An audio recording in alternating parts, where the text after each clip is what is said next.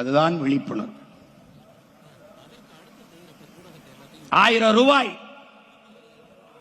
பெண்களுக்கு திமுக, அதிமுக வந்தால் 2000. பெண்களுக்கு இலவச பேருந்து.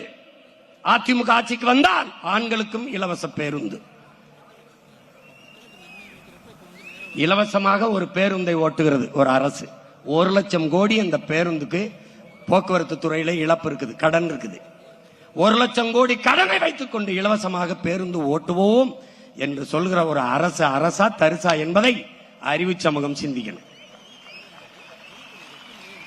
இப்ப ஆணுக்கும் பெண்ணுக்கும் இலவசம், ஆனால் ஓட்டுநருக்கும் நடத்துனருக்கும் சம்பளம் இருக்கா இல்லையா? அது எங்க இருந்து வரும்? இதுக்கு எரிபொருள் எந்த காசுல நிரப்புவ?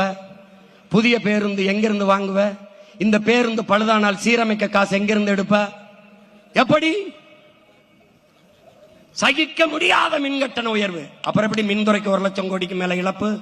எப்படி நட்டம் வருது? எப்படி நட்டம் வருது? இலவசம் கொடுப்பீர்கள் 10 லட்சம் கோடி கடன். ஒரு குடும்ப அட்டைக்கு 5000, ஆனால் அந்த அட்டையில் 2 லட்சம் ரூபாய் கடன் இருக்கிறது. 5000 வாங்குகிற அம்மா கையிலே 2 லட்சம் ரூபாய் கடன் இருக்கிறது என்பதை அறிவு சமூகம் அறியணும்.